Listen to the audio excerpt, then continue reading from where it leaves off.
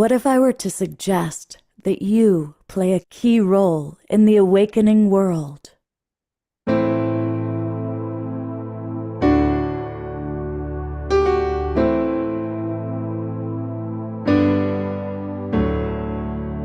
that you are watching this because you have heard the call.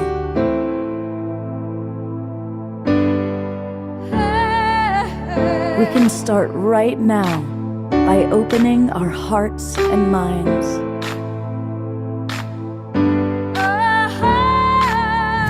Welcome to the awakening world.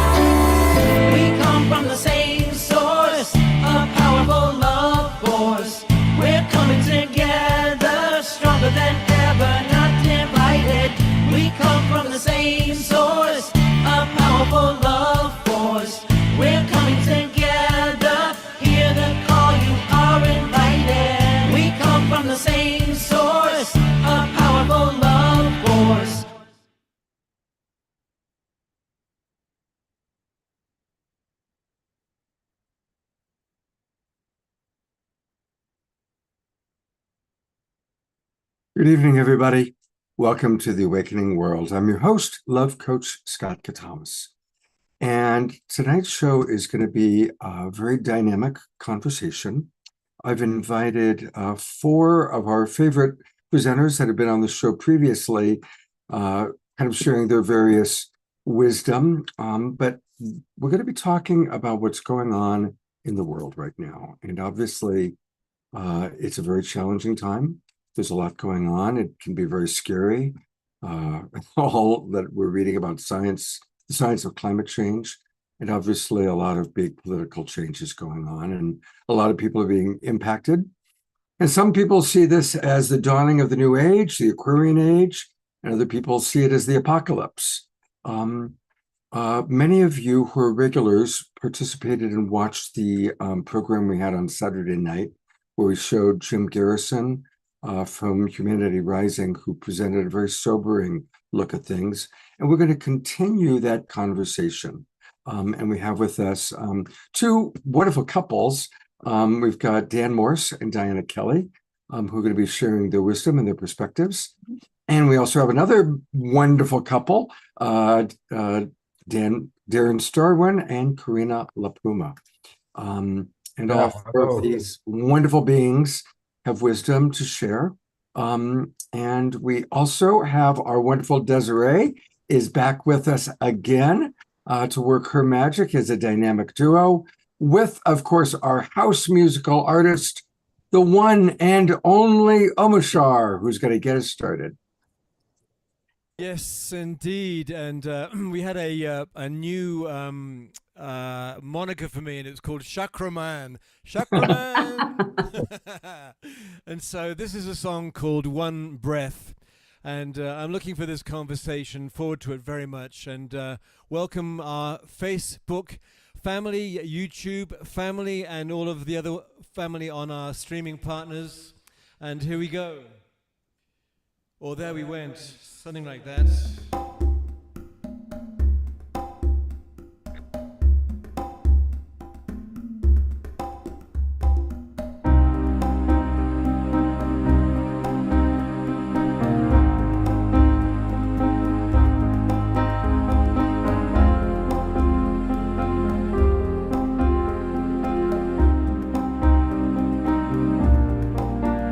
I believe in true love.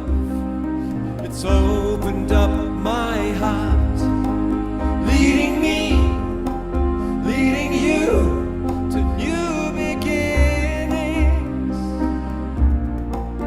And I believe in the one love that takes you by the hand, and you hear in a whisper of something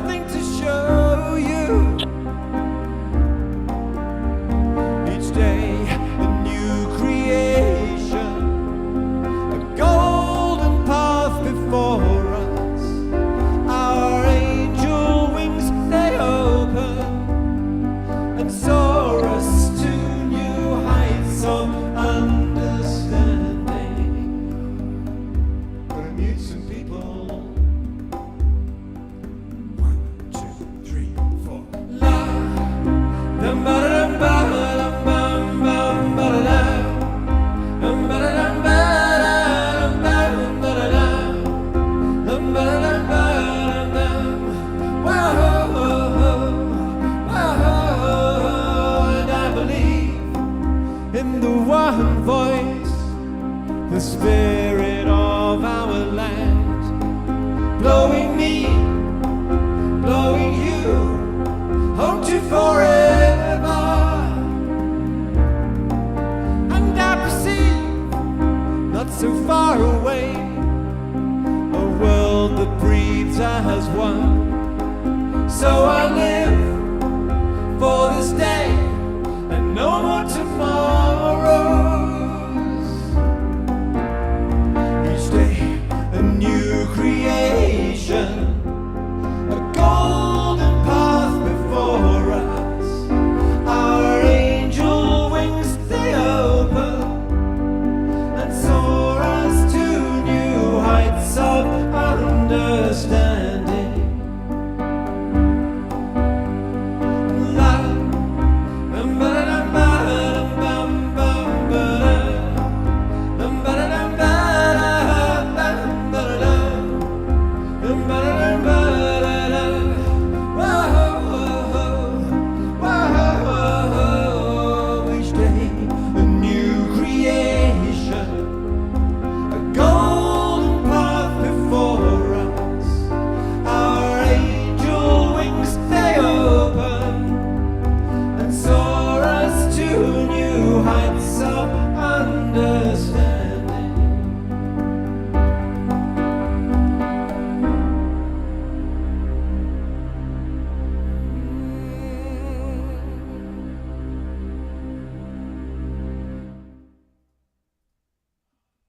Beautiful. Thank you, thank you, thank you, Omashar. Let's all twinkle our beloved brother and his dynamic duo partner, Desiree, for bringing us Right, light. remember it's Chakra Man now. Chakra Man and Light, Chakra Man. and Light You know what Woman. was amazing? Just as you did the song about angel wings, is when I happened to put the camera on Adora as she was flapping her wings. So it was kind of a little perfect timing that worked out. There's only one of us here in many forms. Absolutely. And there's all of our many friends and beloveds. I want to remind people that you can support Omashar and yourself by going to omashar.bandcamp.com. And he's got a wonderful new recording, Dancing into Greatness. And that's what we all do together. We dance into greatness here on the Awakening World. So thank you, Omashar, for all that you provide to us so very much. I also want to make a special invitation to everybody watching on Facebook, YouTube, and our broadcast partners. Tonight is a really good night to come into the Zoom room because we're going to have a real quality conversation about what's going on in the world. And to make it as easy and as enticing as possible, we have just launched a new program that if you register today, you will get all the Zoom room links for this season and next season. In other words, you'll get the Zoom room links for the next 5 months, taking you through September 30th. So it's really easy. Just go to globalpeacetribe.com, globalpeacetribe.com, and you'll learn all about us, and then click register for the new season. That takes you to the registration page, and voila. It takes about 60 to 90 seconds to register. You'll get the Zoom room links immediately. Come on in and join us. And I want to invite all of our friends that are in the Zoom room to participate in tonight's conversation. And getting us off to a start are Dan and Diana. And I really appreciate the two of you, along with Darren and Karina, kind of launched the idea for this program. And I'm going to bring Darren and Karina on camera as well. But my understanding is, Dan, you're going to get us started and kind of set the tone after Diana leads an opening meditation for us. Okay. That's right. So if we could just all close our eyes and bring our hands to anoint our own crowns for the strength of light. And then touch our third eyes and our two eyes for purity of vision. Our ears for clarity of hearing. Our lips for gentle speech. Our hearts to be open and free of judgment and poison. Our palms for healing touch. And if we can reach them, our feet for righteous steps. O Holy Mother, help us to keep our many lenses open and not be seduced into blindness or put to sleep. Help us to learn to wield the flower and also to wield the sword in perfect proportion and perfect balance. So be it, so be it, so be it.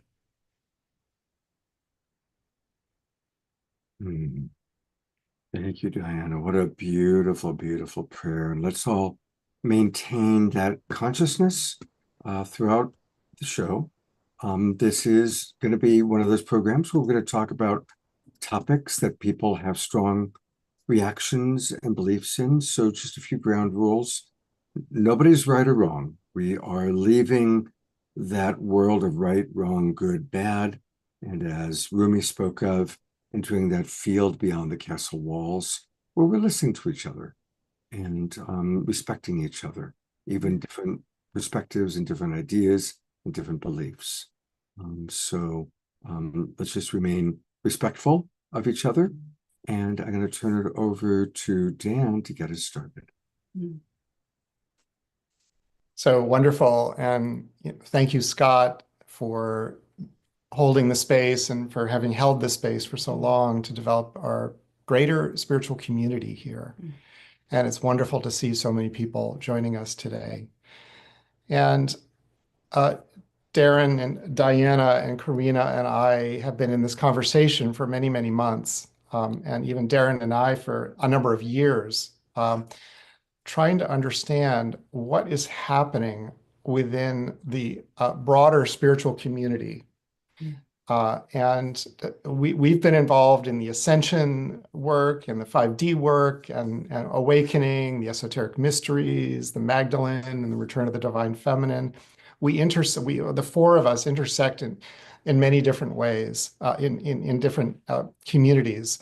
And over the last 10 years, we've been noticing that things have changed out there, alternative media, certainly AI, and sort of this new kind of intense reactionary movement that seems to be happening in the world that is directly in a reaction to some of the problems within the old guard of the mainstream culture. And the four of us are really working to kind of hold the complexity of this, to understand where are we at with this? How are we responding to climate change, as Scott, you mentioned? How are we responding to the COVID pandemic and the vaccine? That was huge. And I think that really kind of stirred a lot of us up and created some divisions within our families even, and definitely within the broader spiritual community. So I'm speaking, and I want to invite, in the conversation around, we are holding the broader spiritual community, but within this, there seems to have been and this is my point of view and my experience, which is actually kind of intense. There's been a division or a polarization or a difference that has emerged within the subcultures of the spiritual community. And that we can generally sort of see that is that one group that I was part of for many years, the 5D orientation and the conspiritual orientation, where we're looking at conspiracy, we're looking at what's going on behind the scenes. What is what are the forces that are moving through us in nefarious ways, and that this is all part of humanity's, what we're having to do to overcome, to ascend, to be higher, spiritual beings, that we're having to deal with the deep state, with the archonic phenomenon. This is an intense kind of subculture. And then especially as the Trump administration came on the first time and now the second time, there's a lot of concern that many of us have around there are some things happening that are very intense and very disturbing and very upsetting. And we're noticing a difference in way the two sort of subcultures have responded to this. And this is something that we, want to spend some time tonight, just sort of making space to air out what have we been noticing. And I think the main thing is to understand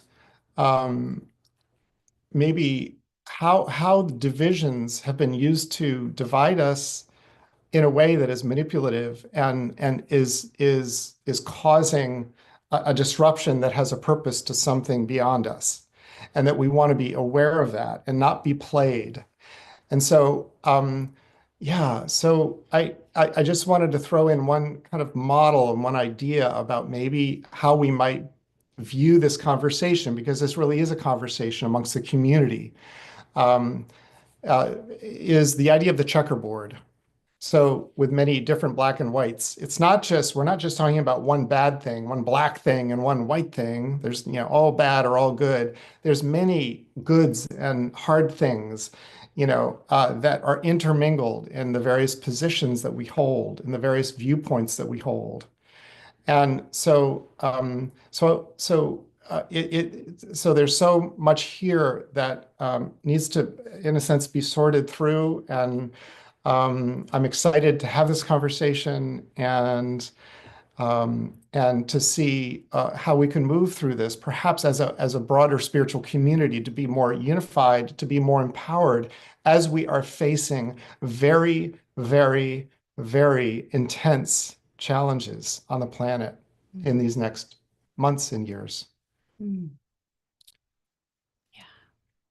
Diana, you wanna go, or do you want to add Darren? anything, Diana, before we bring on Darren and Karina?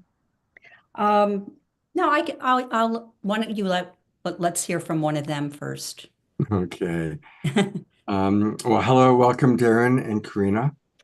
Thank you, Dan. That was really beautiful, foundational piece to get us started. And what would each of you like to open your part of the conversation with? Okay. Well, Dan, the things you said it so beautifully and powerfully. You're tackling some things which are challenging and hard to talk about, and I feel like you nailed it, man. Thank you, Brian. And I know you were feeling a little nervous before coming on because this is. I feel like my purpose, what's moving through me and my heart, is about what does it actually mean to raise consciousness in the context of these divisions? And I know that there's huge divisions in our society at many levels, but we're particularly interested in the spiritual community. Like I live here in Marin County with Karina, and they live up in Sonoma County. And there's so many dear friends we have that we would say are in the spiritual community who we know well. And just like him, we've noticed more of a polarization, even among those of us who are talking about higher dimensional consciousness and ascension and upgrading our bodies and, love and things like healing and things like this. So it's almost like a mystery. What's going on with this mystery? Why is this, and what's the truth behind it? And so one thing I like to say that I feel very strongly is I just got back from a sacred pilgrimage to Peru just a few weeks ago. And it was very powerful being there and being studying with shamans and being up in the high sacred places. And since I've been back, I feel like I've been walking through the fire of my own shadow. And a lot of people I know are.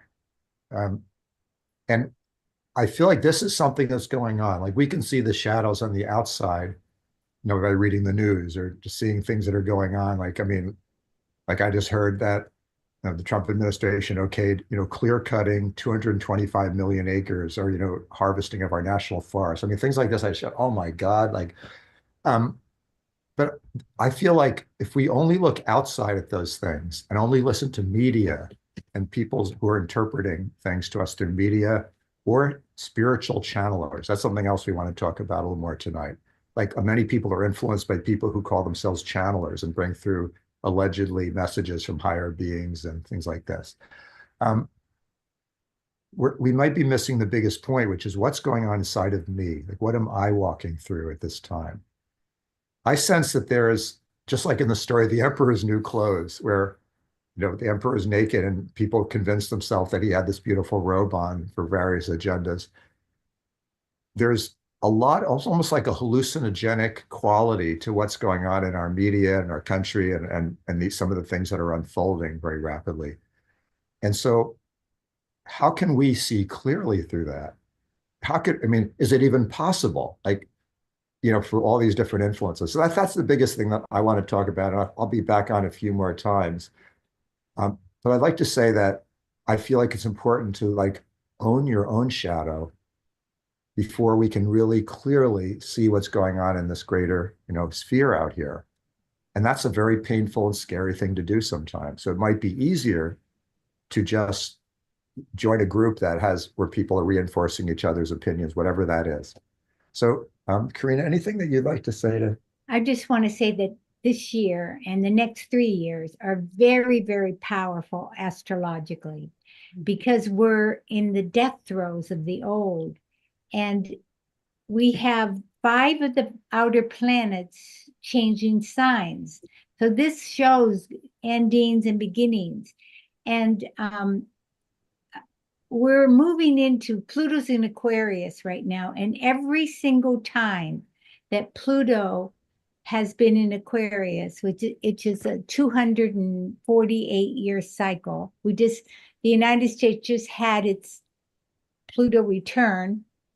And what that means in the house of values. And so we're in a metamorphosis of our values, but there's always been a misuse of power in the beginning of Pluto and Aquarius. Aquarius is for the people, by the people. There's a sense of brilliance, and it's a very paradoxical sign because it has the individual is very strong, but within the group, collective. So it's a very lateral power, whereas Pluto in Capricorn, and this is the death throes that we're in, is the top-down power. And so other periods were, the French Revolution, and when the Magna Carta was created, there was the misuse of power in the leadership at that time. And now in my personal opinion, we're having that now. And so it is the death throes where the patriarchate was holding on for dear life. It's like the extreme. And so, and with these changes, so we have Pluto in Aquarius, then which is the sign of death and rebirth transformation. We have Neptune in Aries, and they're already in the sign. Saturn will be coming very shortly into Aries, and this brings a Saturn-Neptune conjunction. And then we have Jupiter going into Cancer, which is exalted place, and then Gemini is moving out of Taurus and going into Gemini. And what this means is that they're all except Pluto, we're in the male energy, the air and the fire, and Jupiter moves a yearly. So this is there's an intense time of transformation. Now, should I explain this or come back with it more?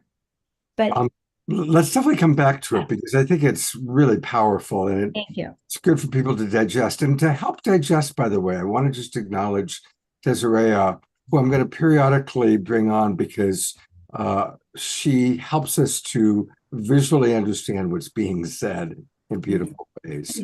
And I also want to read some of the comments coming in from our audience. Reverend Jeffrey probably just summed it all up. Love is the highest vibration. Choose the direction of lovolution in every situation. And yeah, I mean, that certainly speaks to my way of seeing it. Susan Blomquist writes, I like the idea of lateral power, individually powerful within the group consciousness altogether. And my understanding, and this is, I guess, a question for you, Karina, is that the Aquarian age is all about finding the balance of honoring the individual while honoring the whole. As we learn that we don't have to go through a source to God, that we are directly connected to God. You know, obviously the age of Pisces, it was going through Buddha, through Jesus, through the church, through gurus. Now it's a direct connection. We understand that. And so I certainly relate to what you just said about the patriarchy is desperately holding on, and it does need to come apart because the patriarchy that's been running the world has created an unsustainable world, and climate change is the most obvious reflection of that. Speaking on the opposite of patriarchy, Diana, Yes. We've had you on the show talking about the wonderful work you're doing with Sophia. Mhm. Talk a little bit about where the rise of the divine feminine fits into all of this. So, geez, there's multiple places to start, but one thing I want to mention, just continuing with this Sophia theme, is Sophia is all about wisdom. So one of the places that I feel that we are at on the planet right now is we're bringing in that we have had the Christ, which is the unconditional love. And now we're bringing in the Sophia, which is the wisdom. And we need both the love and the wisdom. I believe we're walking. This is like we're in the birth canal, if you want to call it the dark night of the soul. That's what Andrew Harvey is calling it, and I can resonate with that. We're bringing these two pieces together, and we're going through this really hard time, and we're trying to discern. Humanity's discerning our own ability to see and trust what we're seeing, trust our inner sense, not look outside for external, gurus or people that know better than we do, but follow our own hearts and our own souls. And I'm going to say this, find our no. Find our no, especially for women, because our voices have been so closed down. Lynn Twist tells a story where she was in a forest, and one of the chiefs took all of the women in the tribe out to the forest. And he said, "You have forgotten, the women have forgotten your role, and your role is to say enough." And he said, so if the men are out killing animals for food, you need to tell them when it's enough. If they're cutting wood for the fire, you need to tell them when enough wood has been cut, and they don't need to cut all the trees. So part of, one of my concerns, obviously, is as we see, and as Karina mentioned, right, the patriarchy is really holding on right now. So just as many of us have been so devoted to the rise of the divine feminine for years now in this community, and all this, then we have like this nightmare kind of scenario, right? This is my view, where we have this really patriarchy on steroids, toxic masculinity on steroids. And it's almost like, it feels to me like a backlash for our rising, for us finding our voices. And so, but I'm not only looking at this as a negative, right? I'm looking at this as the dark night of the soul, where this can be used as a catalyst for women to rise up and really be willing to use our voices and be willing to find our no. Be willing to bring to the table the strengths that women have, which is our empathy, which is our ability to connect and be spiritual. And this is the divine feminine principle. So it's not only in women, But I think being in a female body at this time feels especially intense. Because, you know, many, and I work with the womb chakra too, right? So, and the womb chakra, like if you want to look, that has an enormous power. And that is actually, there's an attempt to control that because there is enormous power there. So it really, in a way, it's, I know I can speak for myself, it's actually helping me to come into and really claim my power and my voice. And to be able to say, no, this cannot happen. What is happening to the children is not okay.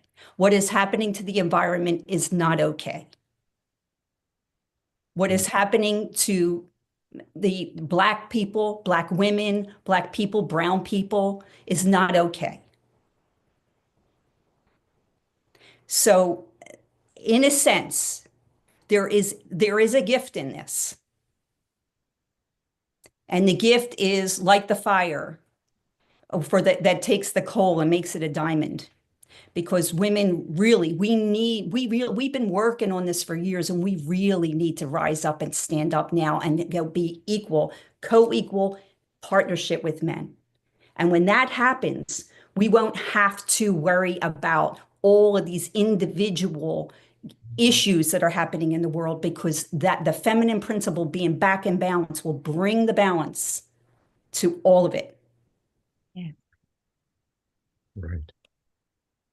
Beautiful. I would love to hear, especially from some of the women in the audience, how you resonate or feel with what Diana just shared. And I am going to read a couple comments that have come in. Christy Michaels writes, what does it mean to raise consciousness? Good question. And at these times, we need to be in the question, as this is a new time with a percentage of people who have realized and grown into a place of collective wisdom. These are new times, so we need to ask the question. Susan Blomquist writes, it is time, perhaps it is time for voices to rise. Kathy writes, yes, women have been removed from their positions here in the United States because they are included under DEI. Ayada writes, this time often feels to me like the dying last gasp of patriarchy. Death throes, still very dangerous. Reverend Jeffrey writes, if you're human and aware, you will go through these times. It's inevitable. It's soul-wrenching and terrible. It's also workable. You will have to work at staying connected to your light. You must keep weeding if you want a garden. Otherwise, the weeds win. And then he adds, I love weeding. I have a question for all of you. There is a school of thought that we are entering a time that some people call the bifurcation, where humanity, there's just too many people and too many different beliefs to fit on this planet. And that we now know through quantum physics, and I've personally experienced it, that we are living in a multidimensional reality, that there actually probably are parallel Earths, at least if you believe in Marvel, the Marvel Cinematic Universe, but also a lot of our quantum physicists say that too. So there's a school of thought that we all are being tested to see, are we choosing division, polarization, us versus them, or if we really are living in the reality of oneness, in the reality of what Jude Curvin calls the unitive narrative. So I'd be very curious as to what any of you may have to say about that. Yeah, I'd like to say something about that. One of the shamans I was with in Peru said something I thought would really touch me about that. I've believed for a long time that there is a new earth that already exists here for those who can see it, those who have the heart space to feel it and maybe can slow their mind and the old way of thinking down enough. That this new earth has much greater harmony.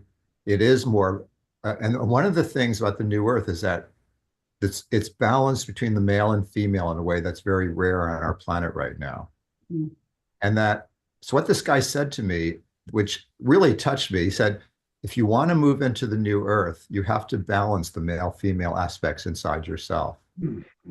And you certainly cannot go in the new earth if you believe in male supremacy, or you're even, and I know that, like, as a kind of spiritual more sensitive guy, I know that I still have seeds of that in me, even though I don't try to act it out, but my partner sometimes still feels like those. And so I think it's a time for great honesty, like to be really honest about not just wanting to look good to yourself and others, but like, what are my faults? Like, what are the things in me that are still keeping me in the old earth, that I'm still contributing to patriarchy or greed or fear is really the basis of all this. So I think that's something that requires, again, looking within for. Beautiful. Yeah. I love that. Dan?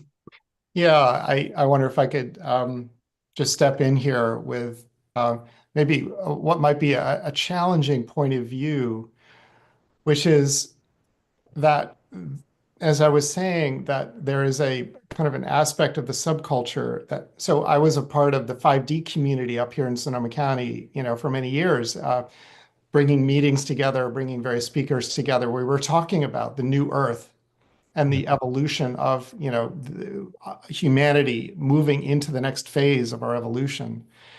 And what we noticed is that there it gets slippery, because people can start to look at, okay, the white hats are going to come and save us, and the galactics are coming to save us, and we, the solar flash is going to be coming to trigger the up leveling of humanity, and all of these, are of course possible, and yet I think that we're, Darren was talking about the shadow, and I think, that in Western culture there is a deeply Christian or Judeo-Christian unconscious that may sort of carry this sense of what we see in the fundamentalist Christian movement today that is so intense.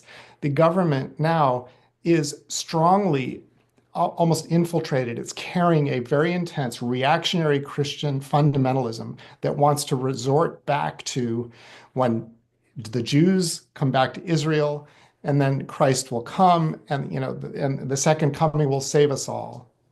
That there is some thinking that I think we need to evaluate. Are we giving our power away to some idea of ascension that is taking us out of our bodies here, where we are being called to be present? We are literally needing to be seeing how is our spiritual energy, how is our light, how is our divine spark, being called to take on the initiation of these times. And so we're needing discernment, and it's not to fall into fear, it's not point fingers, and it's all very complicated. And yes, we all want to move to this new earth.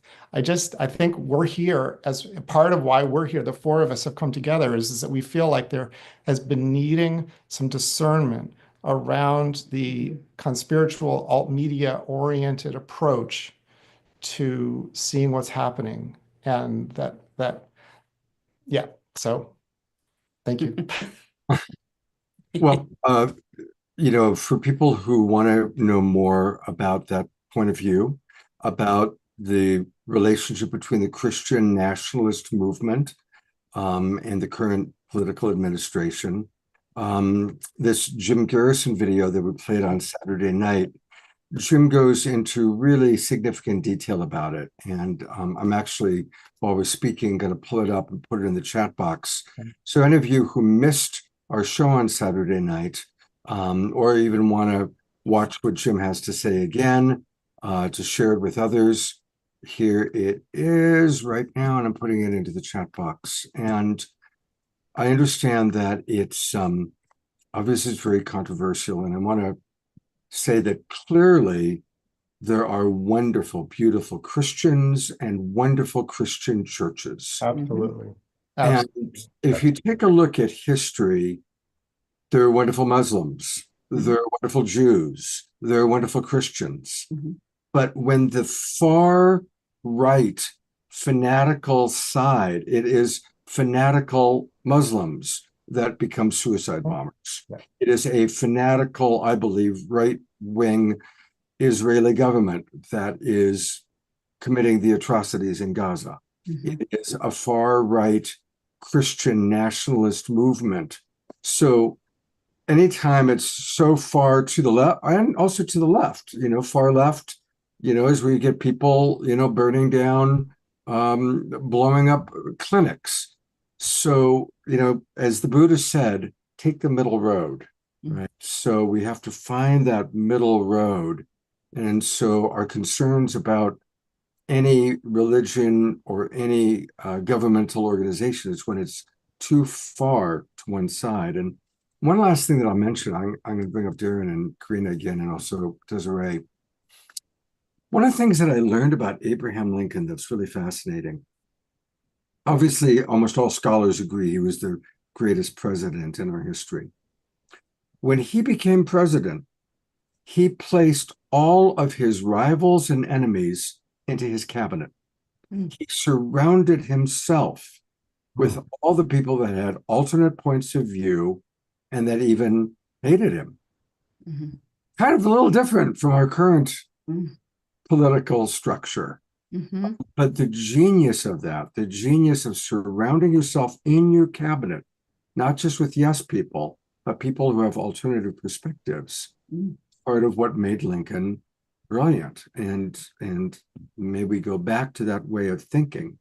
So anyway, I'm going to read a couple of comments and then love to hear whatever else you all want to say. Carol Craig says 100% agree. Good. Thank you, Carol.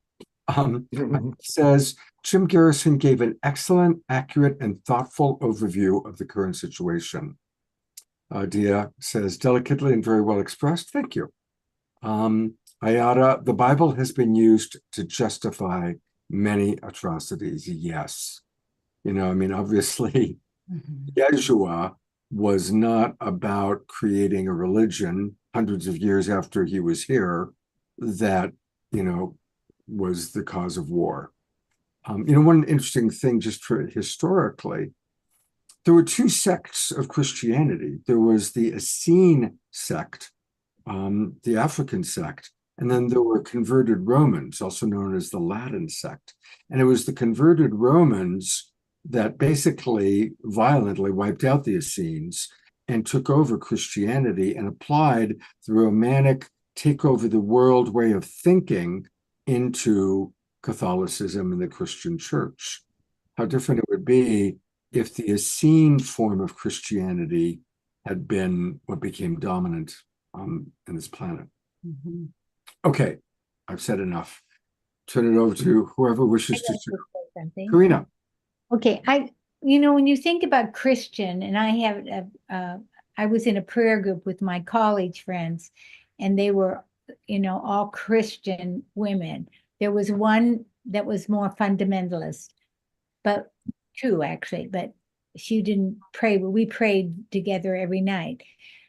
When you think about Christianity, and I was raised a Catholic, the principles of compassion, love, caring for the other, all this, what is humanity? What does it mean to be a good person or a loving person?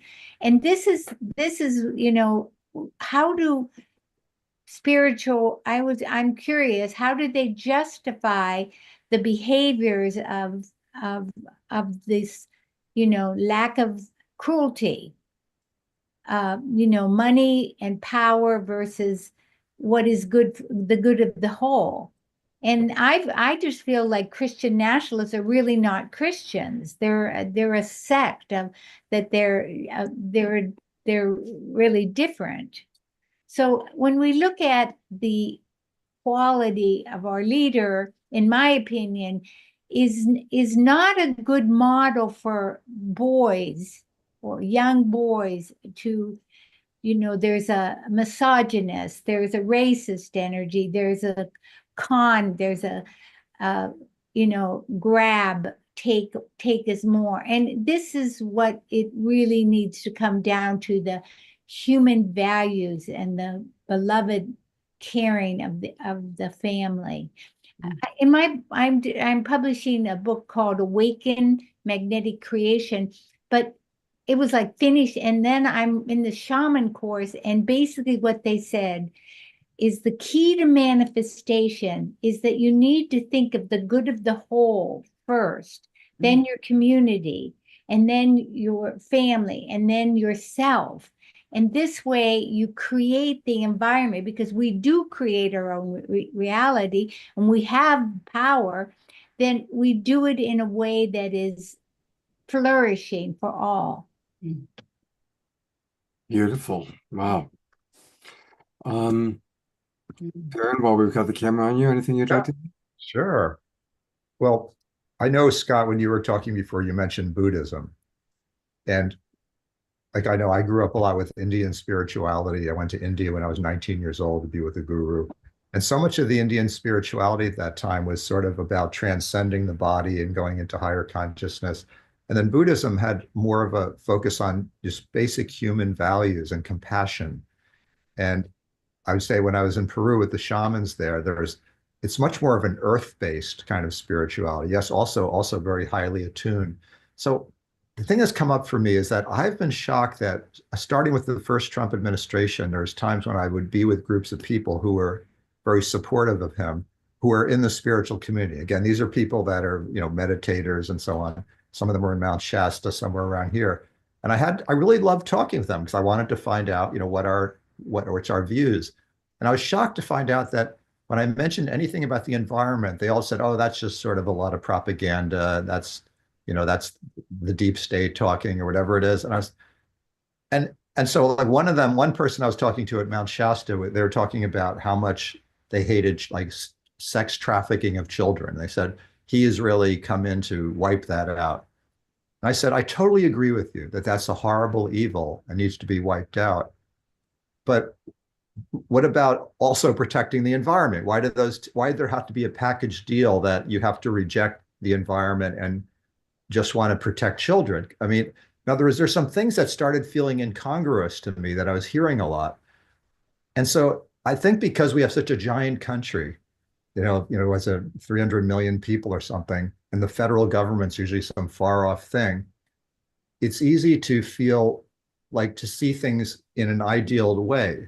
But I'm just thinking, like, for people I've talked to who are conscious people who tell me that the environmental stuff is sort of a hoax and they go along with that, it's not that important. I would like to say, like, what if somebody came to like a park right next to their house and started clear cutting it? Would they still feel the same way? And like, or just many people, Dan was talking about how in Israel, I'm Jewish and I'm just appalled by what, people in the country that have a kinship with are doing to the population there. And so, and a lot of the people who are these apocalyptic people, the Christian nationalists and Jewish extremists as well, can justify that, saying, well, it's part of the prophecy of, whatever that is. And so there has to be a lot of carnage and destruction, which means that the end times are coming and we're moving into this new glorious thing. So, but I was wondering if massive numbers of children in their neighborhood were killed or starved, could they justify it? So I think part of like the Buddhist, more human basic feeling is to put it through the filter of these things that are happening. Could you, if it was happening right in front of you, would you still accept it? Yeah, I think yes to everything you said. And, we are so privileged, and it's human nature to just take care of ourselves. And even, I'm just horrified by what's going on in Gaza. There is a genocide taking place right now. And what can we do to stop it? I don't know. I honestly don't know. And every day, I mean, the stories, the statistics are just staggering. One thing that I want to mention, we're going to go to Omar Shar, by the way, in a few moments for the mid-show song. But what can we trust? I think we've learned that, I always voted Democratic. I've been voting Democratic for so long, and getting to know Marianne Williamson very well and what she went through, and seeing how the Democratic National Committee did not have anything close to a democratic process in electing. They shoehorned Hillary in over Bernie. They shoehorned Joe Biden until they realized that he was not going to win. So then they shoehorned Kamala Harris. And I don't have a problem with any of those people. I think they're all they're all fine candidates, but it was not a democratic process. So Right. honestly, I'm about as turned off to the Democrats as I am to the Republicans. And same thing with our media. I tend to watch, CNN, but they're not even covering what's going on in Gaza. So, who can we believe? Where can we turn? Where is there truly centered, a centered political party, a centered media that really is balanced? Because it seems like everything is polarized far to one side or the other, which is nothing short of tragic. So, Yeah, just to tag on that, it's so how do we stay within our spiritual center as we enter into that very, sort of dense third dimensional territory of politics? And I, you mentioned the Essenes. I'm involved in the Gnostic tradition, wrote the book on the divine spark within, and it's wild because there's Sophia and the archons. There's higher dimensional influences that are playing with us, and we're seeing it happen. They're sowing seeds of confusion, whether it's Russian propaganda or AI or alt media. They are fueling this sense of, oh, it's too confusing, I don't know, whatever. And, I'm not going to be involved politically because it's just too much for me. These are specific ways we are kind of being played, I think. And so this is the initiation. This is the taking up of the sword with the flower, yes, but the sword of no, just as Diana was saying so beautifully. Thank you.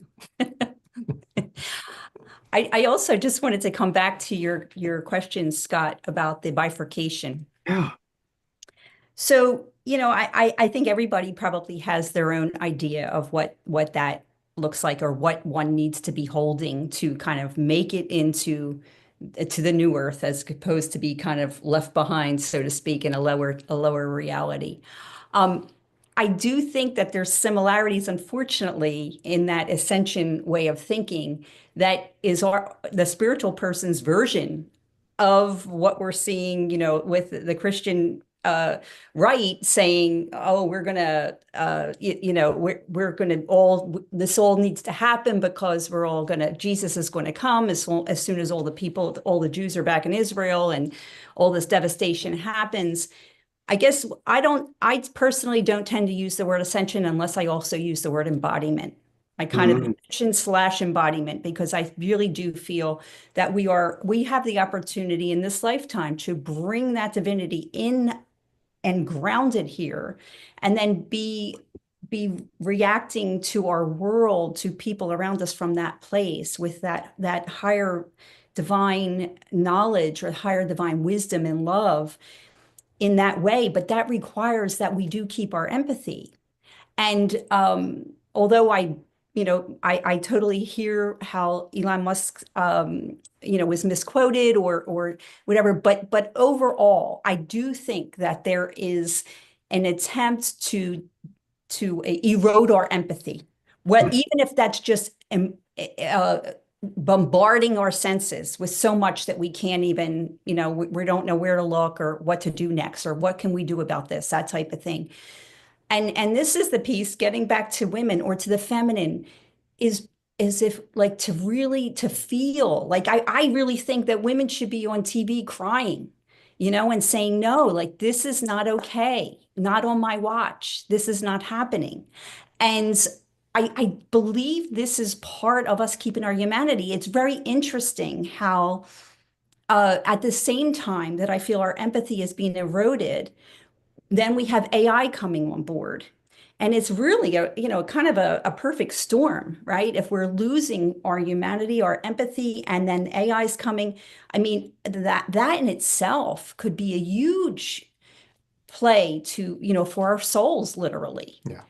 And so I'm passionate about keeping our empathy and not saying, oh, this is too much. I can't, I only want to stay in higher consciousness. I want to transcend it all. A lot of that transcendent spirituality, and believe me, I've gained enormous amount from, I've been to India, I gained enormous amount from these traditions, but many of them were very patriarchal, all of them pretty much that we, follow.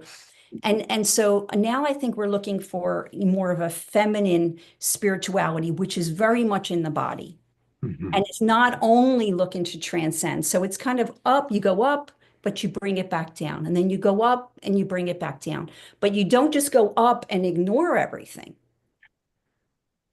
Beautifully stated. I'm 69. I've been around for a while, and for a long time, everybody wanted to leave their body. Whether it was through drugs, psychedelics, meditation, leaving the body. But most of the teachers that I really respect and resonate with are all about, no, we need to be fully embodied. It's about being in the body fully, because the body is magical. And if anybody, I encourage people to listen to what Greg Braden is talking about. His book, Pure Human, which is very much about the danger of technology and wanting to put implants and really make us into cyborgs. And that everything we need, we still have so much undiscovered in our own human potential. I'm going to read a few comments, and then we're going to go to Omashar. Omashar writes, yes, the body is the temple of the divine. Diara writes, our bodies house our spirits. A lot of people are, DR says, no spiritual bypassing. Yes, absolutely. Iona reminding us that Amy Goodman on Democracy Now! Covers it all quite well. Desiree writes, the energy is saying we need to open our hearts and go within ourselves to find the sword of truth. Katie was agreeing about quitting the Democratic Party, and the two-party system is not working. And George Noble writes, Christian nationalists are overly Romanized Christians. It was the Cathars in France that bore the brunt of the Catholic Pope's attacks. And talking about the Essenes were much earlier, that's right. So, thank you. George has a lot of really good comments there. And I'm going to turn it now over to Omashar for our mid-show song.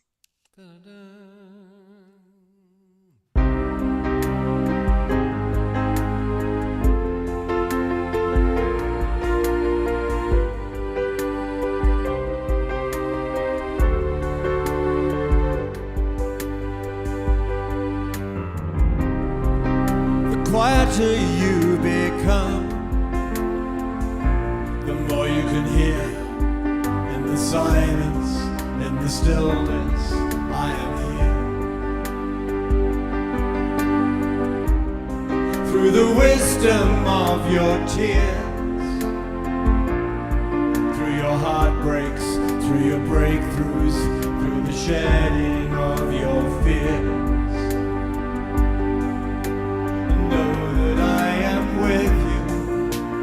Guiding your way, know that I am cheering you on. Truth lives within you, and love leads us through. I love you.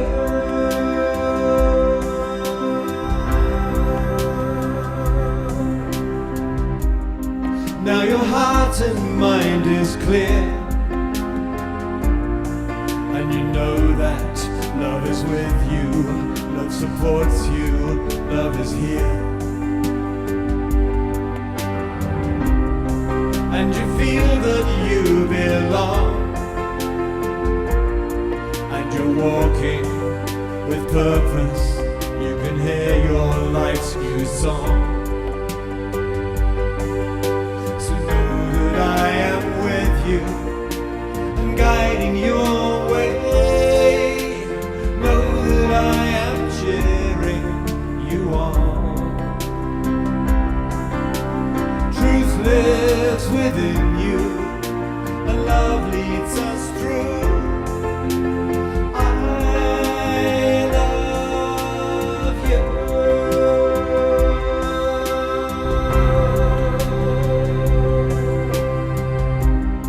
Ba-ba-ba-dum-bum-bum-bum. Ba-da-da-dum-bum. Da-da-da-dum. Da-da-dum-bum-bum-bum. Through the wisdom of your tears,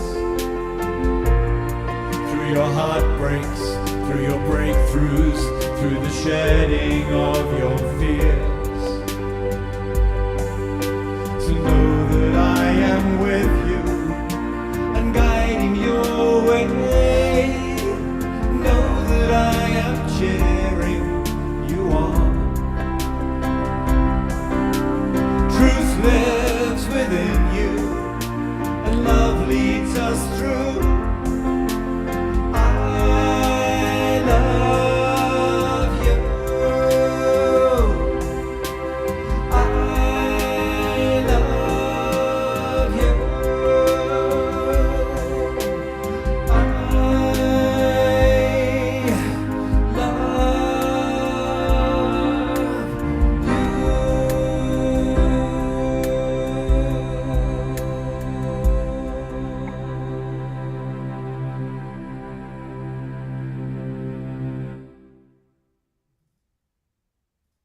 Oh, I needed that song. Thank you. Who else? Let's all twinkle Omashar and appreciate him. And thank you, Desiree, for You look at my bottom of the left of my screen. It's and I'm now Chakraman. So come on. okay, Chakraman. Man. Chakraman. That's for Darren. And I'm loving this conversation so much. It is so balm for my heart. And the clarity that each of the presenters brings to each of that which they have posited is brilliant. And so anyway, thank you so much. Yeah, absolutely. I'm going to read a couple comments, and then we've got actually a couple questions that have come in from Facebook that I'll share. Carol Craig writes that she gets her information from Midas Touch. Maybe Carol, you could put the website in there. She also writes, I attend Center of Sacred Studies weekly, and the Indigenous women who run it, with a couple of men involved. Jayoti, who's been on the show, is part of that. Susan Woldridge writes, yes, I listened to 2 hours on a Zoom of Indigenous elders. The theme was the sacredness of women. And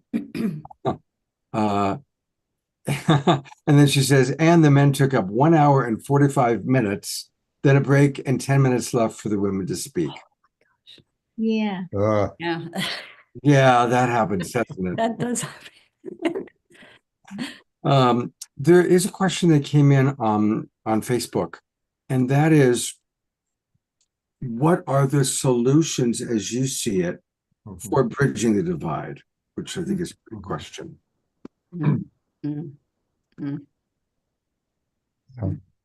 Well, I'll say something about that is the last book I wrote is called Awakening the Avatar Within. And what is an avatar? Avatar, original meaning means the divine embodying a human body and having a purpose and that kicks ass of the world, and basically that really changes things in some way. I realize it doesn't have to be a big famous person like Buddha or Rama or Jesus. It can be ordinary people, like just people that are maybe not so famous. But I believe that it's going to take a form of spiritual leadership that we're being called to step up to. And it's uncomfortable because it's more responsibility, maybe more visibility, maybe more taking a stronger stand. And I totally resonate with what you said, Diana, about the role of women, because I feel like the patriarchy has had its time and has blown it, and that we need leaders, avatars who are coming, not necessarily always in a woman's body, but more women who are leading and more men who are balanced in their male and female energies. And that just a few awakened avatars like can actually change the planet in a way that would be hard for us to believe. Like I've heard people say that if there's, what is the number, just like 144,000, or some people say 1 million, but a relatively small amount of people awaken to their avatar self and their goddess self and are in their, not just up in an idealistic way, but doing their shadow work, like walking through those painful, difficult divides in themselves and their unresolved, stuff, and then being fully embodied, like all the chakras, it can make a bigger difference than we imagine. And the Tao Te Ching talked about that the greatest ruler, the greatest leader is someone who actually people don't even necessarily know they're there, because they're holding this amazing space of the Tao, and the kingdom just starts flourishing. And I love that. Just take that in for a moment, that if you could hold that space of the Tao, of the quantum field, more completely through your entire body, and that the outer world will just start changing. And some of the shamans I met in Peru, literally, like some of the highest level ones, they sit and pray and visualize the way they want the world to be for like hours, regularly, because they've come into that state of where it actually can outpicture more that way. Beautiful. Thank you. Beautiful. Karina, while we've got you on camera also, I would love for you now to go into a little bit greater detail about what's happening astrologically, because that is very inspiring. Okay, there's hope. That's what that I want to say. Yeah. And we have an astrological aspect, which is like that forms a sacred geometry, and it is so rare right now. And they're talking about the seed point in September when this is, and why it's so rare. Let me explain what it is. First of all, we have Pluto. We talked about Pluto in Aquarius, death, rebirth, transformation, and bringing in the Aquarian age of humanity and brotherly love and equality. Then we have it in trine aspect to Uranus, and this is really important. The connection between them. When the seed point is when it was a conjunction. But now this is an ease of trine, and it's a seeding period. And when it was a conjunction, it was in 66. We had the microchip, we had the revolutions, we had make love, not war. Other times were Gutenberg,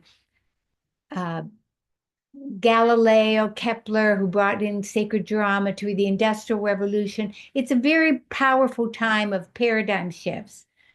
So this trine is also connected to Sedna, which is the outermost of the dwarf planets. And the dwarf planets are, yes, we're raising in consciousness because we're finding new planetary bodies in the Kepler and the Kepler belt, which is out. In Sedna's life, we are 6 months old. It is 11,600 year cycle. So it moves. Most of us have it in Aries now. So we have Uranus revolutionizing change, trine Pluto, death, rebirth, and connected to Sedna, which is very powerful, spiritual destiny. And so this is a beautiful trine. And what is most significant? What is going on? The midpoint of this trine, which is of ease, is the Saturn-Neptune conjunction that happened. The last time was 87 with the breakdown of the Berlin Wall. It also has to do with Neptune is illusion and delusion, and Saturn is reality. It also is spirituality. And so it also can be, you can be very disillusioned at this time. So what's important that this is so, so rare is that it forms a midpoint. It's two sextiles with the Saturn and the Saturn and the Neptune sextiling your Pluto and Uranus and Sedna, but it is exactly at 1 degree Aries, which is the world point. And that configuration can happen every 500 years, but not at the world point. It is so rare. It's like the ushering of a new civilization and an upgrade. And this will be for 3 years. It's July, it's 1 degree, then it goes 4, and then it goes 6 and 27. So this is a trend that we're moving into. Would you mind just repeating when that started and like what the time frame of that is? Well, they're using when Saturn is moved. We're in it now. We're definitely in it now. But because Neptune's there, but when Uranus goes into Gemini, and there's an exact sextile it's not exact until next year, the Pluto Saturn, but it comes to the same degree. This is a very, very positive, powerful, rare, and empowering and positive and hopeful sacred geometry with the planetary energies of revolutionizing change, spiritual destiny, and bringing that spirituality into manifestation. Nice. Nice. Thank you for sharing that. That was really helpful. Thank you, Karina. I have one more thing to say, because there's Sedna, which is an outer planet, and she changed forms in her myth. And then there's another one that is called Hamaya, and she's in there too. And Hamaya is regeneration and rebirth, and she gave birth from all parts of her body. And she was old and then became young again. So it's changing forms and metamorphosis of physical energies. And she is in square with Pluto and in conjunct. So, and squares bring energy and movement. Trines can be ease, but not always motivating. So these two transformational feminine energies are coming in there. That is a very important point to bring. Right on. Karina, there's a question coming in from Facebook. Are those planets that you're talking about actual physical planets we don't know, or are they etheric planets in a different dimension? They're real. They're called dwarf planets. They're in the Kepler belt. They're far out. Pluto is a dwarf planet, and Ceres is a dwarf planet. Pluto was demoted, but this is not a demotion. Yes, they're physical planets. And the shape of Hamaya, which is fertility, she's shaped like an egg. So they were definitely real bodies. Okay, thank you. In the Kuiper belt. I'm going to read a couple comments from her and then go to Diana and Dan. Katie's putting in also suggesting Rick Levine on YouTube. And Scotty Satori is putting in information about another community that's he's been part of the Masadi community for 12 years. Thank you for that. Christy Michaels talking about how 3.5% of the population just needs to be awake for us to have something good happen. I started to say ascend, and then I thought, well, you guys we don't want to do ascend. So Susan Bloomquist writes, thank you, Karina. This is just the kind of message we all need. She really appreciated what you had to say. And I think, and Diara just pointing out that spiritual maturation, we are babies in big bodies. Absolutely. Scotty Satori recommending the work of Christoph and Alaya Melchizedek. And there you have it. All right, Diana and Dan, I'm going to put the spotlight on you. Thank you, Scott. This is so wonderful, and we also want to leave time for a more of an open conversation with the people who are here.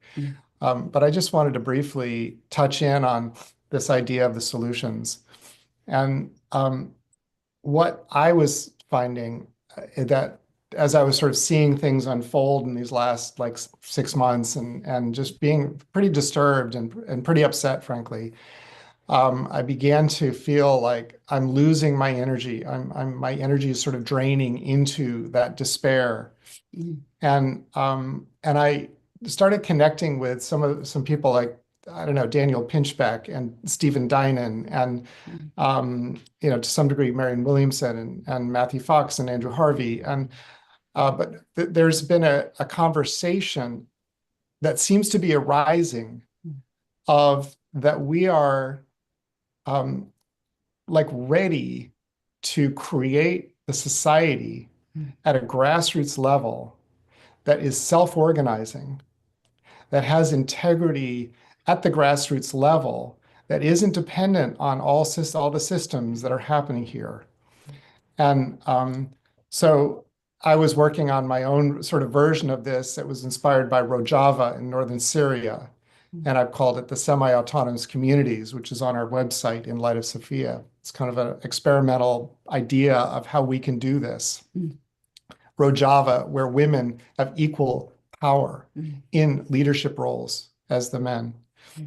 But I was connecting with Steve Behrman, the Swami Beyondananda man. And he turned me on to this guy in Sri Lanka who's doing the same kind of thing, which is self-organizing, organically rooted model of people are already doing so much in their communities, farming, arts and the creativity. Of course, Scott, you're really hosting a lot of this, but how can we bring this in some form that begins to stand on its own, that is not as dependent on the forces of politics and the control systems that seem to be playing out here? So it's just kind of fun to play with. Thank You want you. to say some? Well, you know what? While I've got both of Okay. you here, I do want to take people to your website. Both Dan and Diana are very involved in helping us to understand Sophia. And their website is inlightofsophia.com. And I love these 5 areas of activism: recalling the divine feminine back, reclaiming our Sophianic birthright, sacred relationships, balancing the feminine and masculine, renewing Holy Mother in religious culture. And maybe you can share just a little bit more about, and definitely everybody get onto the mailing list. That's important. And again, it's inlightofsophia.com. And can you tell us a little bit more about the work you're doing and how people can work with you or what you're offering? Well, it's multifaceted. We do sacred relationship coaching. That's one aspect of it. We've done a lot of work in presentations. Christy Michael, who's out there, we've done some work with her around the divine feminine and the return of the divine feminine. My book, The Divine Spark Within, goes into that extensively. Diana, in her own spiritual higher connection to higher consciousness and the Sophianic, is very powerful, a conduit of this wisdom, information, wisdom, energy, as you could feel today. So, and then there's also, we've got Men of Wisdom, which is how can we men come together so that we are meeting the feminine in the way that they are asking us. And this is something I'm working on and working towards doing sort of like activist group work in this regard. So yeah, there's different things on the website. You can get a hold of us. And yeah, thank you so much, Scott. Oh, thank you for doing this wonderful work. And, you know, one question for you, Diana. I heard you say that bringing the energy of Sophia is like the balance to the energy of the Christ. Could you talk about that for a moment? Yeah, so So we have, the mother aspect, I'll say, the high aspect of Sophia, which is, I feel, is like almost the feminine face of God, right? And then we have the Sophia that came to this plane, just like the Christ that came to this plane. And the balancing of those two, because now, of course, people in this group on this call have heard the name Sophia, but up until relatively recently, a lot of people hadn't heard of her. And it's that feminine masculine balance. And that balance that is happening within each of us, and then that can happen successfully and outside in relationships and how we are in the world. And as I talked about it, that will bring the balance back to our planet. And, I really do believe that one of the things that has really harmed us, especially in the West, is most of us have been raised without an image of the feminine, and certainly at the God level. I mean, those of us that are Catholic had Mary, but she was really portrayed more one-dimensionally. And now, we're talking about like a really powerful aspect, a feminine aspect that meets the male aspect. And that absence, I believe, and that has really kind of set the stage in its essence for us to be so out of balance outwardly as well. And seeding her back into the psyche of humanity is really important right now. Thank you very much.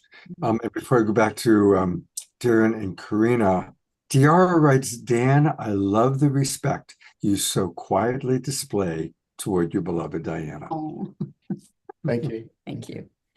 And it's beautiful because you're modeling the very thing we're talking about, the balance. She's working on me. Oh, you're doing a good job, Diana. Oh, Good job. Well, we'll go to our other beautiful couple, also modeling the balance of masculine and feminine. Darren and Karina, what would you like to share next? Yeah, well, something that I feel so passionately about is our Earth. In Spanish, it's called Pachamama, Mother Earth, and that it's insanity to degrade and destroy our Earth for any imagined benefit in the future. And somebody talked about AI recently on the show, and one of the things we were talking about the new Earth earlier is that when we move into the new Earth, even things like AI won't be necessary because our consciousness will be able to do those kind of things. Like a lot of the things that we use technology for, we actually can do through ourselves. So it's this insane paradigm that AI uses a massive amount of energy, and which has to keep being increasing, like water, massive amounts of water from the environment and massive amounts of new generation. So basically, I just feel like no matter what, people have different political opinions, and that's normal and that's fine. But I would just urge anybody to look through the filter of what will honor our Earth as like one of the most important principles of like what is ethical, what is correct. And if that system that you're following is people who are basically just, the Earth is just there to extract, to dump into, and cut the trees down and just get short-term profits, to question that. I like to say. Yeah. And also, it's like, we're talking about the solution. The solution is doing your own inner work and coming from that place of not giving so much power to the politicians, to others, but to know that we have the power and to come together in groups and connect, even as when two or more are together, I am there too, Christ said. So that's one of the solutions. I would like to tell you, I've been writing for decades, and I have a series of books. They're coming out now. I have 3 out, and they're based on the goddess warrior on the hero's journey, and to me, and embodied radiance. And so to me, the symbol of the goddess is to love and allow and accept what is. And the warrior is to be accountable for your time, attention, and intention. And it's a balanced and integrated model. And the hero's journey gives the steps. And so that's what I've been working on. And that archetype has been like a co-creator for me. Well, to find those books, let's go to Karina's website. And her website is soul-source.org, soul-source.org. And that's where you can learn all about the wonderful offerings that Karina has. She is an oracle of empowerment, healer of the heart, catalyst for awakening. And you do private coaching, individual sessions. And you also have this Awaken Embodied Radiance workshop. This is where people can book a session. And I see that you actually offer a free introductory consultation, which is very generous. What demographic group do you most enjoy working with, Karina? Mostly women. They just tend to be. Okay. Yeah, mostly women. But I'm willing. I was writing, and I was saying, who is a goddess for? And the phone rang, and it was a friend of mine. Well, you might know him, Stephen Halpern. And I got that men are goddess warriors too, because if you believe that the divine light shines within, you're a goddess. If you want to be a better human being, then you're a warrior. So yeah, Stephen's beautiful. He's been on the show many times, of course. Yeah. So it just told me that it's a balanced, integrated model with warrior goddesses. I don't know. And by the way, she mentioned the books that she's written. You can find them on her website: Awaken to Tarot, Awaken Female Power, Awaken a New Myth, and No Question Why You Are Appearing on the Awakening World. Great. But wait, there's also Darren. And Darren, of course, has been on the show before, a few times through Soul Search. We're all one big family. And his website is his name, Dr. Starwyn, STARWYNN.com. And Darren, what would you like for our audience to know about your offerings? Yeah, thank you for asking, Scott. I find that the main clientele I tend to work with are people who are healthcare professionals, healers, coaches, or just general like leaders in consciousness who are wanting to, they come to a point where maybe divine discontent with working on the things they were trained with in school, which tend to be more physically based. And their soul is calling them to like a higher vision of healing where they actually get more to the root causes, help people to get to the root causes of why they feel blocked or having arthritis or whatever the thing is. And actually, I like working with people that are ready to be a leader on some level, which can look very different than our old model of leadership. But leadership just means like holding a state of consciousness and having the courage to be yourself, even when people don't like you or whatever it is. So I think mainly I have meetings called the Quantum Master Course where I work with healthcare professionals, healers, energy workers, so that we can create a beautiful, powerful community where we support each other and having the courage to walk through the fire together, transform ourselves, raise our skill level with, being able to create literally miracle results. I just had one today with somebody who came in on crutches, and be some kind of leader, however people are called by their soul in their community. That's what I love to do. Beautiful. Well, thank you both for the amazing contributions you're making to our awakening world. As we wind down, if anybody has final thoughts they want to share, please pop them into the chat box, or you can raise your hand if your camera is on and you want to share something. And I'm going to read a few comments that have come in. DR writes, great information directly from the universe. And thank you, Carol, for everything that you've been contributing. Ian and Eleanor sharing. This is interesting. Iona writes, Pope Francis wrote a 1,000-page encyclical about the rights of Mother Earth. Wow, that didn't make the mainstream news, did it? And then, of course, I put into the chat box the bios for Darren and Karina. And then a comment about Carol Craig writing about what happened at the Oval Office today with the South African president. I only saw the headline. I have not tuned into that particular adventure of our president. Well, if there are not, Reverend Jeffrey has his hand up. There you go. And Jeffrey's going to be bringing one of his friends onto the show on Saturday night, actually, that we're looking forward to meeting, as we're going to kind of continue this conversation on Saturday with some other wonderful people. Reverend Jeffrey, what do you want to say? But Reverend Jeffrey, did you know that Levolution is the solution? I just want to make sure you knew that. I think so. We just need to make a few more people aware of it. But Okay. what's beautiful about Levolution is it fits everyone's work that's going in the direction of love. So no matter what else you're doing, whatever else you're focusing on, you can always add to it that universal concept of the process we're all in. And it's a process.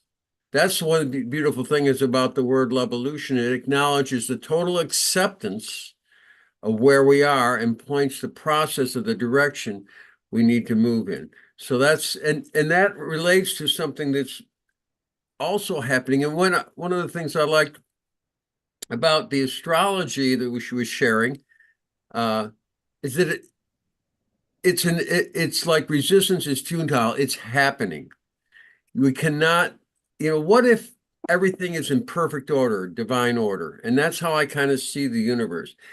But it's the paradox is it doesn't mean we can sit back and not have these conversations, which are beautiful. We have to bring, this is part of the solution is doing it, even though in another level, everything's perfect and divine and God is, got it covered, and it will come to the positive solution we all want, but not without having these conversations. So that's the beautiful paradox of it. You can't just say, oh, it's the solution is here, but we sit back and let somebody else do it. No, the solution is us.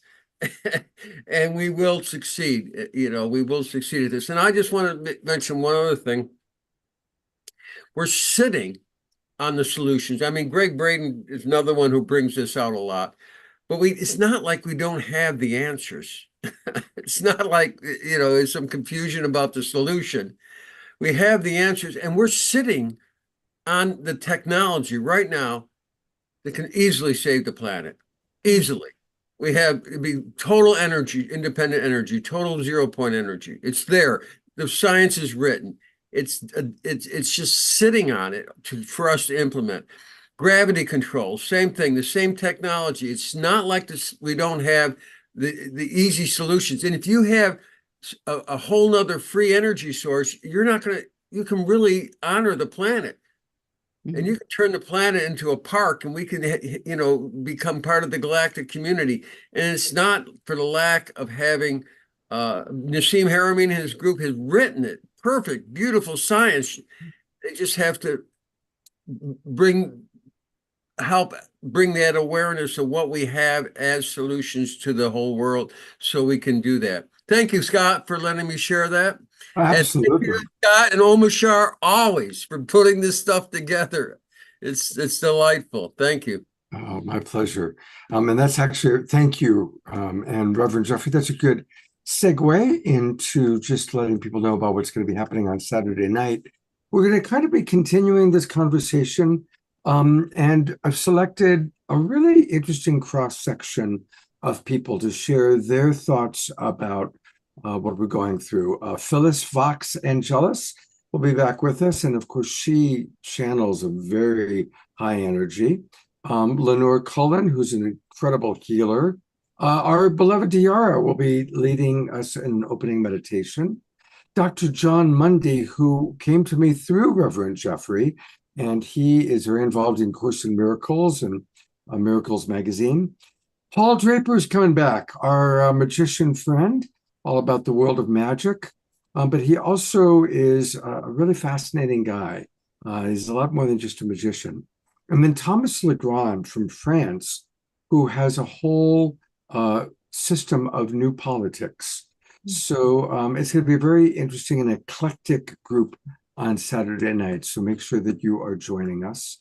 And I want to again thank Diana and Daniel.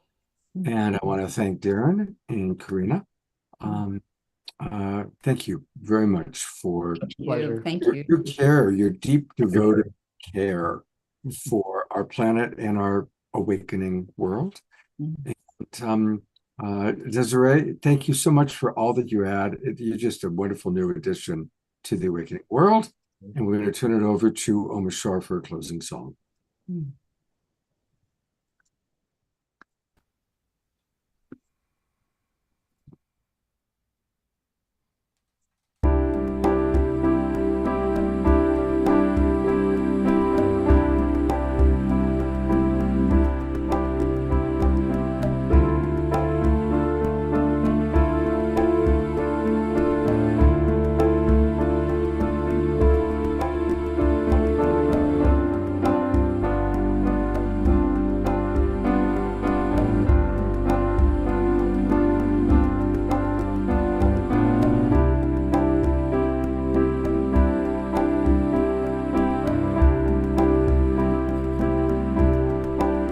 This song's about going home, about hopes and dreams,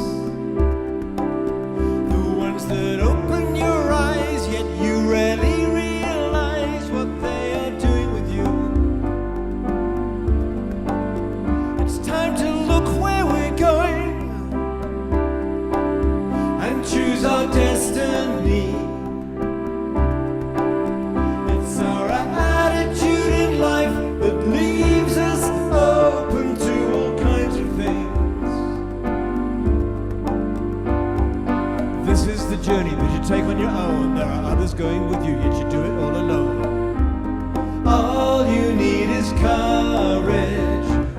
Spirit is with you and the outcome is assured, so there's no need to worry, no reason for fear. You will feel much lighter.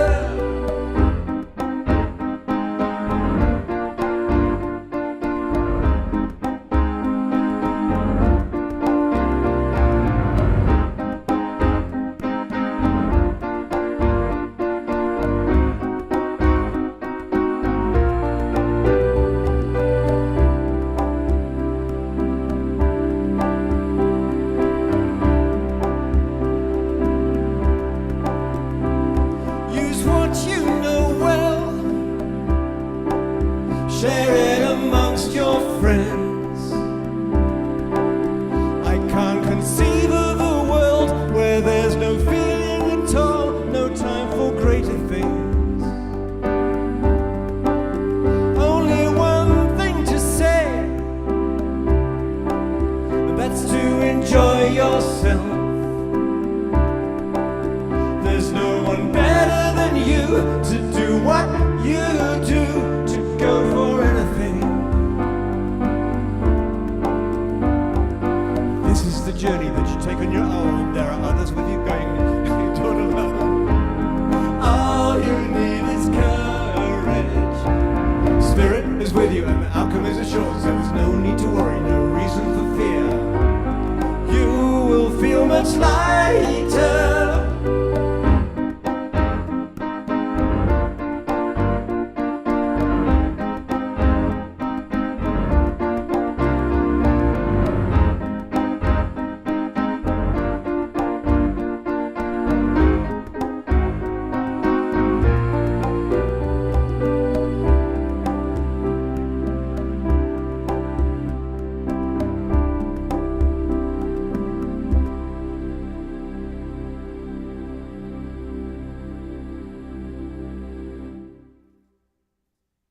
As always, the perfect song, Omar Shar. Mr. Chakra Man. Mr. Shuckerman, it's funny though, because I have these two voices going on in my head whilst I'm singing, and there's kind of a rappy thing in the middle there. and it says something to me like halfway through, you can't rap, dude. And my mind went, get out. And anyway, fessing up. Beautiful show. Thank you, everybody. I feel enlivened and ready for the next breath. Thank you. Oh, beautiful. Thank you. And you pulled off the rapping. Don't worry about that. You definitely pulled it off. I'm going to bring up our presenters one last time. Add So, to that just a um, little bit.